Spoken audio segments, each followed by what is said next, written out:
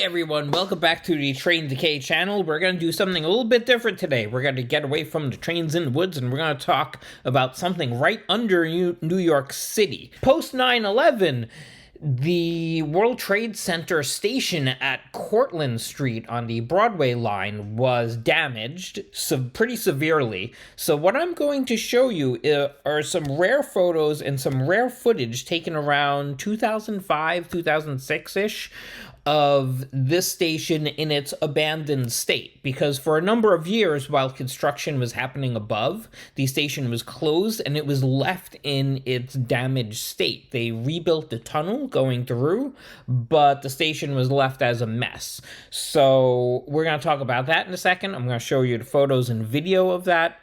Again, incredibly rare stuff that's just been sitting in my vault for ages now. And we're going to talk very quickly about the service changes, because everyone knows about everything that happened on 9/11, but if you're not from New York and you weren't here at the time, or you weren't even alive at the time, you probably don't know, you might not know all the details of how chaotic it was in the immediate aftermath of 9/11. So let's talk about that, and then we're going to show you the photos and video.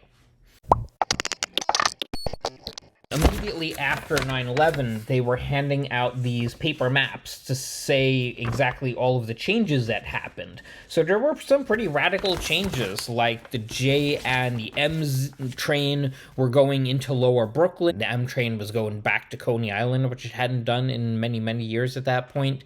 The E train was going to Euclid. The 7th Avenue line was a wreck because there was no longer a terminal for the 1 train. So things got really wild for a while, and during that process they tried to reconnect and reopen as many lines as quickly as they could, because really a week after 9/11 they were trying to get back to business as usual, which is just completely wild in retrospect. Anyway, let's talk about Cortlandt Street. Let me take you to some photos and video. So we started walking south of Chambers Street, and this is immediately south of Chambers Street.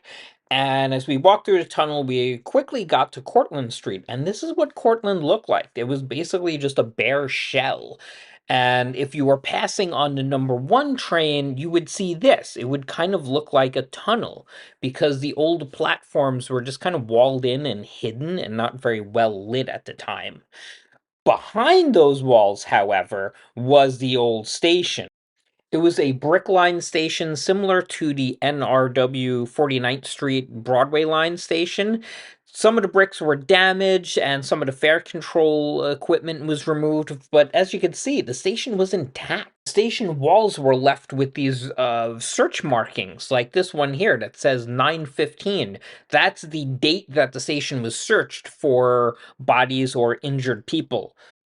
The old token booth was still down there, still intact, and it still said that the fare was $1.50 at the time. The whole fare control area was more or less intact, except for the turnstiles being removed. And the mezzanine hallway was still there, and it was cleared out of a lot of the debris that had blown in during 9/11.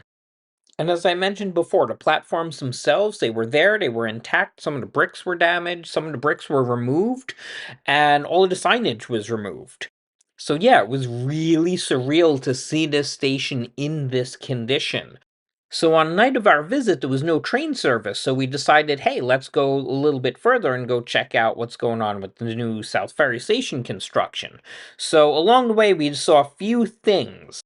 One of them that is really specific to graffiti artists is the fact that there were 2 Rev's journal pages in this tunnel. They were both destroyed in the reconstruction of the tunnel.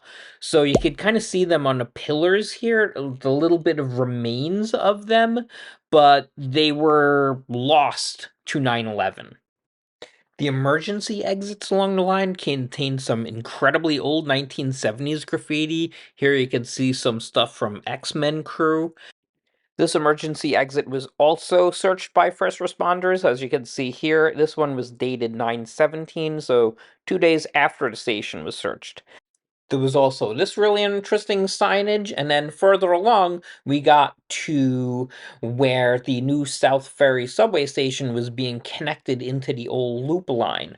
So right here is where I stop with the old photos and I move on to the incredibly rare video footage that I found. I totally forgot that I had it. It was probably shot on like an old GoPro, like an ancient like first model GoPro piece of junk. So the video footage isn't that great quality wise in terms of 2024 standards, but it exists. It's clear. It's interesting. Let's check it out.